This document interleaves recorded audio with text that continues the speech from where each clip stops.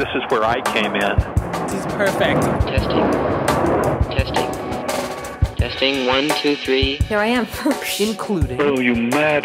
Oh. You mad impulsive fool. Darn. Ridiculous. Ghostly, so beautiful, haunting. Alluvial fan. Over and over and over. Over and over again. It's like nothing in the world. Claw hugging. Aspects of dandiacal decadence. Slander. I'd do anything to get it Would back. you come with us, sir? Perform a world. Don't let dogs yawn. Perform a world. Crayolas. They're great.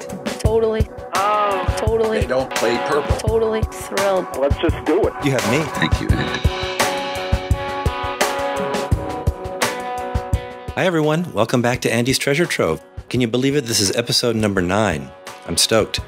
Today, it's kind of an election eve episode. We're going to be going downtown and listening in as a couple hundred people form the Obama Megaphone Bank in a park in downtown San Francisco. We're going to listen to Arisha Hatch, who will tell us about her experience volunteering for the Obama campaign. We'll talk to Pamela Kukos, who is in charge of the Obama campaign here in the Bay Area. Then we'll hear someone from the stage giving instructions to everyone in the park who was using their cell phones to call into the system that dials voters in outlying states and allows them to be connected with these volunteers. Finally, we're going to hear a little bit of the calls themselves. We're going to eavesdrop on some of the callers calling out.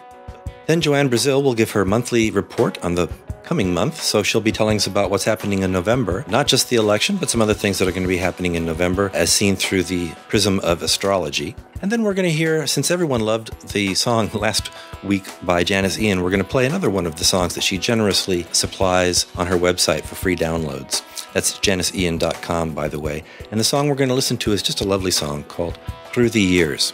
So let's get started. And don't forget, vote on Tuesday. My name is Arisha Hatch.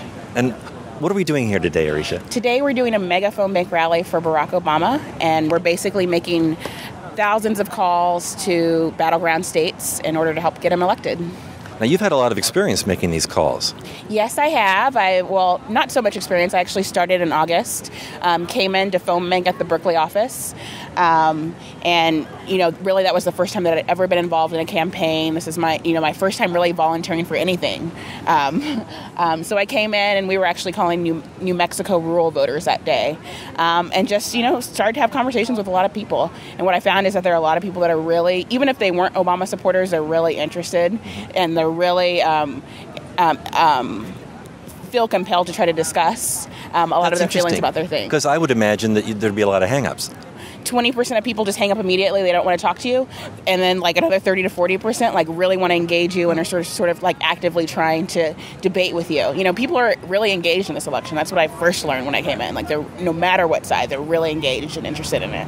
Well, you were just talking a little bit while ago about someone you were speaking to on the phone who had worked on John F. Kennedy's campaign. Right. That sounded interesting. Yeah, right. I think it was a New Mexico voter that I was speaking to, and he was an older gentleman, and he's now very, very conservative, or he was at the time that I was speaking to him, and, just basically reciting a lot of things that you hear on, Bill O'Reilly or Sean Hannity, straight out of sort of conservative talk radio, all the smears, all the normal allegations that everybody's heard that's floating around. And he was talking about whether or not Barack Obama was a Muslim, whether or not he was a terrorist tied with Bill Ayers, just throwing out a lot of stuff. And then so I was sort of I was talking to him, I was engaging him, I was trying to fight the smears as a caller and try to dispel some of the myths, while always being polite. I think it's important to be polite. And eventually he sort of opened up and said, well, I campaigned for JFK. And I said, that just shocked me. I didn't understand how you got from, campaigning for JFK to the things that he was saying now.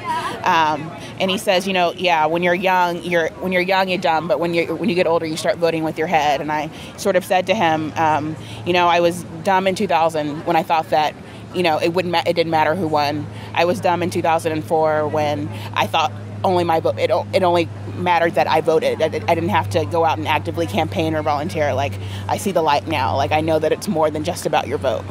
And I was just sort of telling him that, the reasons why I'm volunteering for Barack Obama, I think that he can restore America's image abroad. I think that, and I told him, and he sort of chuckled, I told him, if he can motivate me to get out of my bed and come down and talk to people like you all day, then I think that he can motivate a lot of people to do a lot of things that we need to get done.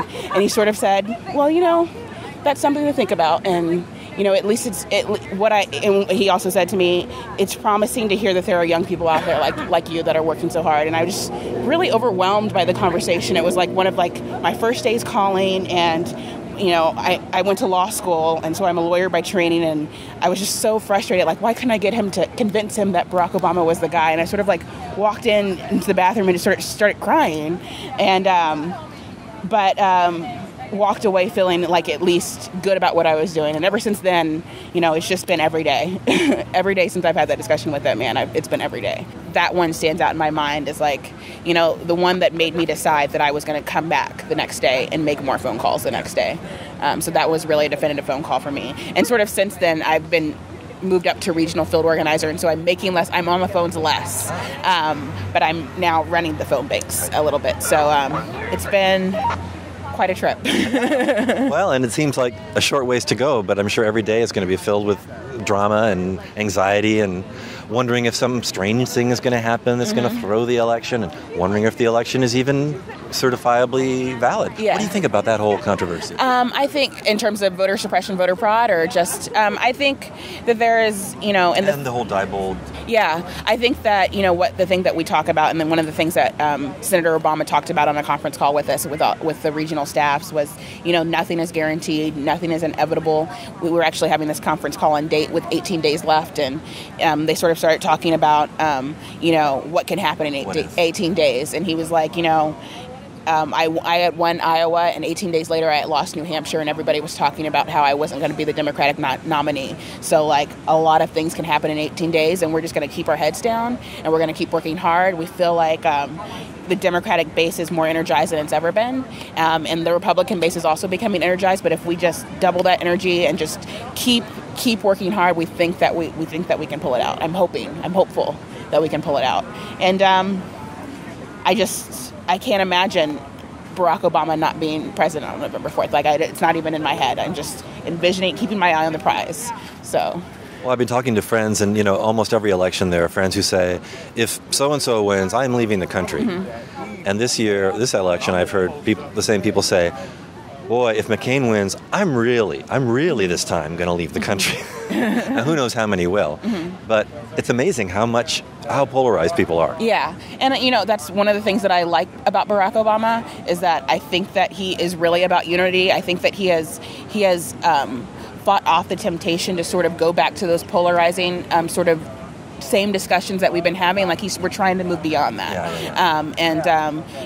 I think that he's built sort of an infrastructure and throughout the country through this movement where, it's even if he doesn't win, we're here, we know that we want change, and we're ready, we're organized and ready to be mobilized to get that change to happen. So I love that he was a community organizer. I love that, for the first time in my life, I'm thinking about being a community organizer. And I think a lot of people are starting to think like that. I can be, an active participant of change in my local community. And if we have that, it's not just about the election, it's about doing the things to move this country forward that need to happen. And so I'm still hopeful, and I'm not leaving. Well, I love your thoughts about the big picture. Mm-hmm. And even if, God forbid, the worst scenario happens, there's still some positive that has come out of this campaign. Mm-hmm. Mm-hmm. Because I never would have expected it. I was actually a Hillary supporter all the way up until before the February 5th vote in California. And, it was really sort of Iowa started to change my mind, and, the way that he reacted in New Hampshire. And I was just wait, I'm going to stop and listen. I'm going to stop and listen to what this guy is saying. Because I just never, I grew up with I remember debating with my dad after I decided I was going to vote for Barack Obama, and he was still a Hillary supporter. And, we liked the Clintons because, the 90s were great for us. And I was debating with my dad, about why Barack Obama and not Hillary Clinton. And we ended the conversation, and he said to me, Arisha, what it comes down to, I don't have any other reason. What it comes down to is I just never expected to see a black man elected to the presidency in my lifetime. And I just thought that was so sad for him to grow up with that feeling, and he's been a successful person, but to grow up living and sort of feeling that. And so I understand the sort of resistance or what have you to the idea that this person can actually be president. But for me, that made me want to work that much harder for him, because my dad is like the best person, the smartest person I know, and if he can walk away with a different perspective about this country, I think that's amazing. Yeah, me too. Yeah, it's been the time of my life. I think that this campaign and this movement have changed the trajectory of my life. And I'm just so proud to be here working with so many of these great people. I'm Pamela Kukas. I'm the Regional Field Director for the Obama campaign for the Bay Area. Uh-huh. Have you gotten any sleep over the last couple of weeks? It's funny you asked that, because last night was about 2 hours getting ready for this event here today. Well, it's all worth it. You look fresh as a daisy. Tell me one of the most compelling things that you've experienced in the last couple of days as we head in this final lap to victory. The most compelling thing for me is that I have hundreds of volunteers working just as hard as I am right now, because everybody knows that we have to win this election. Everybody knows what's at stake. This is about fixing our broken economy. This is about healing our planet. This is about dealing with our situation abroad. And it's time for us to step up and own our government. And I see people who have never gotten engaged in politics, who have put everything aside to work on their own time and their own dime, whatever it takes to win. This is the field campaign, and what we're about is talking directly to voters. And it doesn't matter what's going on out there. What matters is reaching as many people one-on-one personally as possible. That is the signature aspect of this campaign. That's why we were successful in the primaries. That's why we can be successful right now. And we have the best, largest, strongest field organization ever put together, and we are going to talk to so many voters and do so much tough groundwork that no matter what happens, we're going to be able to do this. And what is everybody doing here today on this spot? Absolutely. We are running a phone bank right here from Yerba Buena Gardens. Everybody's here with their cell phones. We're about to put them on the phones. We're walking them through the script right now. They're going to call voters. They're going to talk to them about voting early. Talk about people can vote today. November 4th has already started, and it will be November 4th every day for 10 days. We want people to get out and vote now. What is the main bit of advice you'd give to someone who's going to call a stranger in another state and talk to them about the campaign? It's always to remember why this is important to you. People ask me all the time, give me a good logical argument. Help me explain details of health policy. But reaching voters is about connecting with them, understanding that we have something in common. That, we're talking to folks today in, red states, and we all share the same values. We all think that this country is on the wrong track. We think it's time to take it back, and we think that we can do better for people. That, as Barack Obama has said many times, that we understand for everybody, I am my brother's keeper. This is not about me or what I can get for myself, but about being there for each other. When you are finished with your call, you've gone through your script. You have an Obama supporter, so that's a number 1. They're going to not vote by mail, so that's a number 3. And they want to be connected to find their local polling place. That's a number 9. You're going to say, could you hold the line, please, while I connect you to your local polling place? They'll say, sure, thank you. At that point, where number 8 is on your page, you're going to press star. Star is how you will be ending your calls. You will then enter in the code for 1, Barack Obama supporter, 3, not voting by mail, and 9, to patch them through to the office. At that point, your call is complete. You will wait on the line and hear another tone, at which point you get to start with a brand new person. Can I get some excitement? Come on, folks. All right, thank you. Thank you. All right, so remember, 1, supporting Obama, 2, leaning Obama, 3, undecided, 4, leaning McCain, and 5, leaning McCain. If you left a message, you will be punching star 6. If they're not home, you'll be punching what, folks? Star 7, thank you.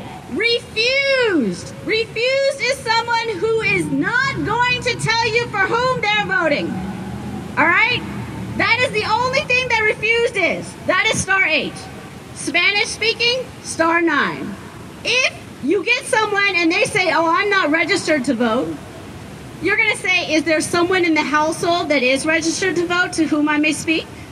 At which point they'll say yes. Hold on.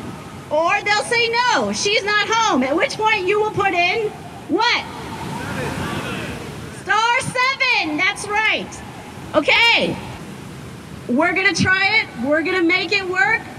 Let's fire it up. All right. If you have any questions, please see your phone bank captain of your state team. Thank you. Okay, guys, we're going to start making calls. I want to see how many calls you can make. And then I want you to not just get on the phones, but think about getting on the road. It is not too late to go do get out the vote work in a key battleground state. We have a whole team of people here today to tell you how to do that, how to get there, and what you could do. My volunteers here in the Bay Area are some of the best organizers anywhere. And you can help out another campaign in a very important way. So our travel folks, can you wave over there, guys? There we go, waving the sign right over there. Okay, so, ready? Let's get on the phone. Let's get out the vote. Hi, my name is Meredith and I'm a volunteer with Obama for America. How are you today? Hi, good afternoon. My name is David and I'm a volunteer. My name is Meredith and I'm a volunteer with Obama for America. I was wondering if you were planning on supporting... Sure. Hi, good afternoon. My name is David and I'm a volunteer with the Barack Obama campaign. How are you today? Hi, my name is Meredith and I'm a volunteer with Obama for America. How are you today? Hi, good afternoon. My name is David and I'm a volunteer. Well, Andy, November starts out in secret Scorpio, and the election coming up is going to bring out secrets.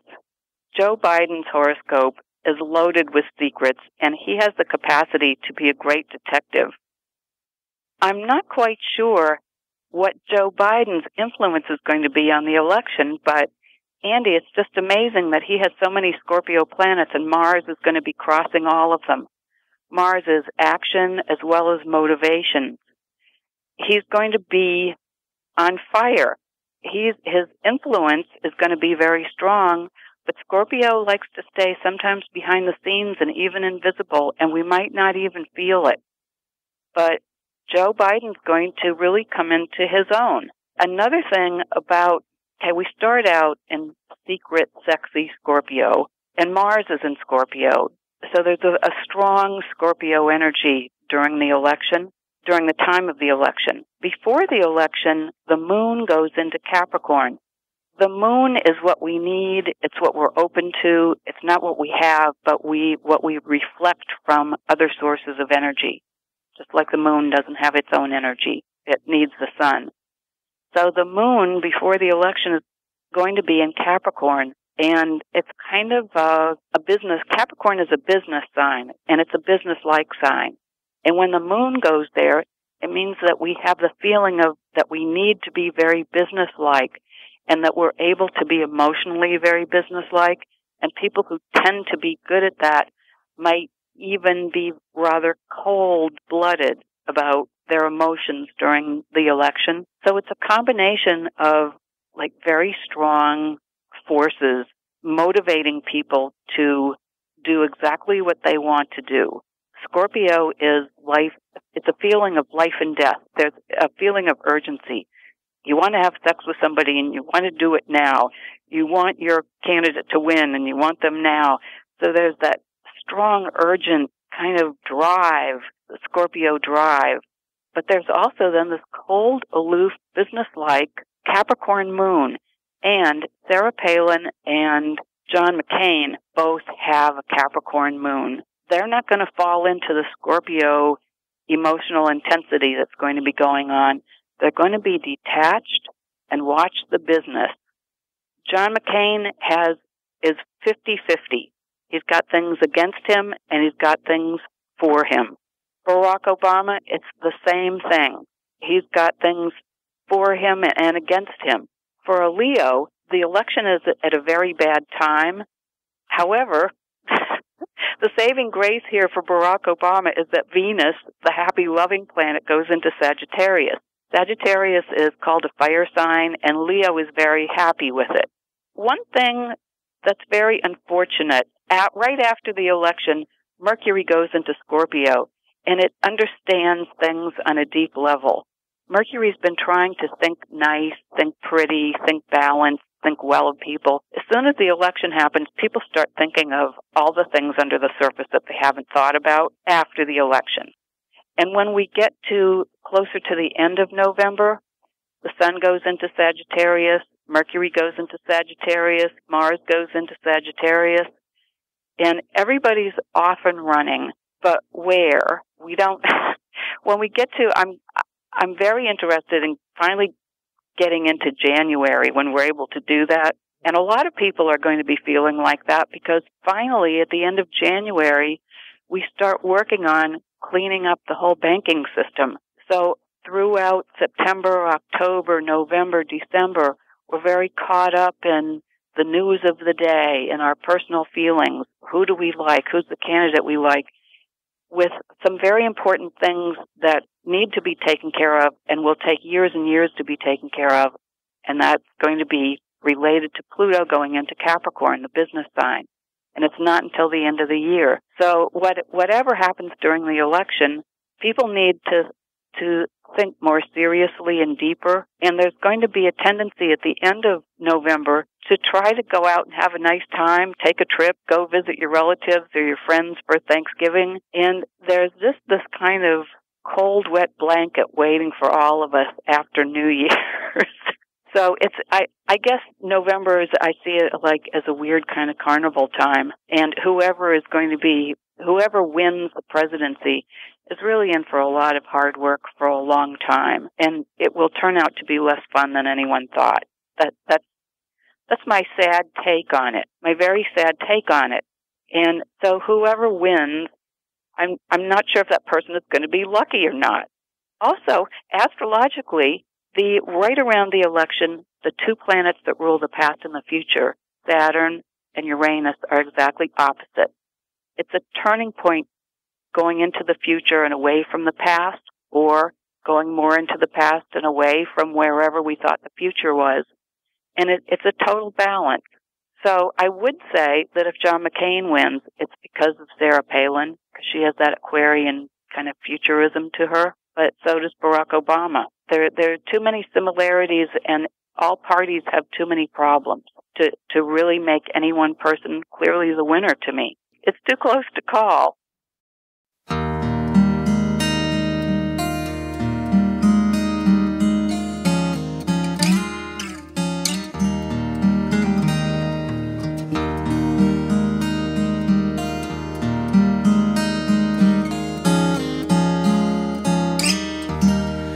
It's a miracle of nature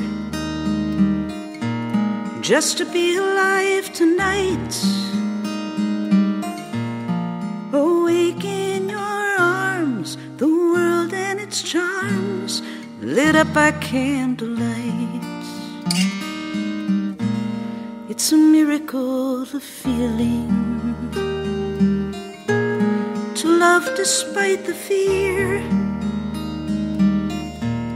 So please don't forget, I've had no regrets since you found me here.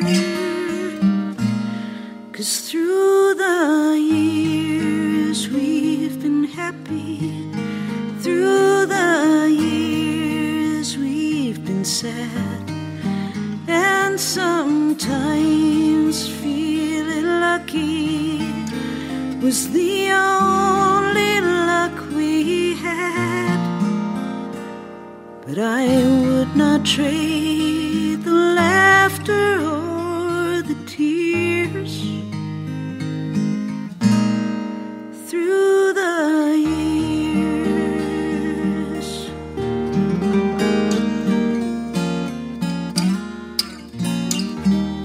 It's a never-ending wonder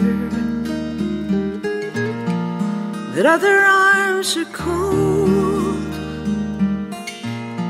When every night I'm warmed by the light of your spendthrift soul, it's shining like a beacon, lit up against the dark. What do people do when they don't have you alive in their hearts?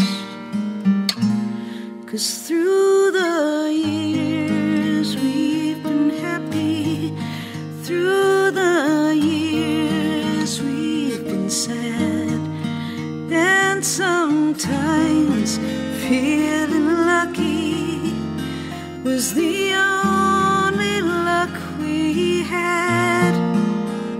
But we always found some laughter in the tears through the years.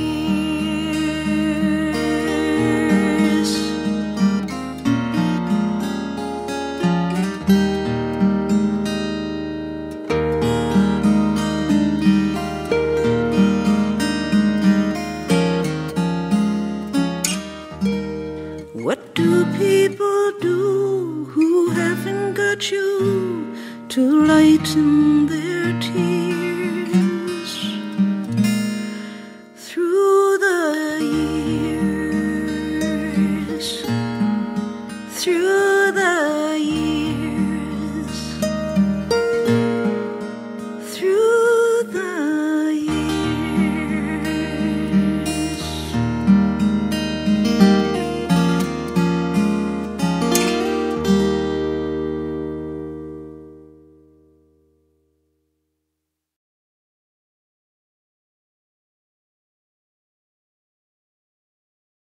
All rights reserved. Andy Moore, Treasure Trove Productions.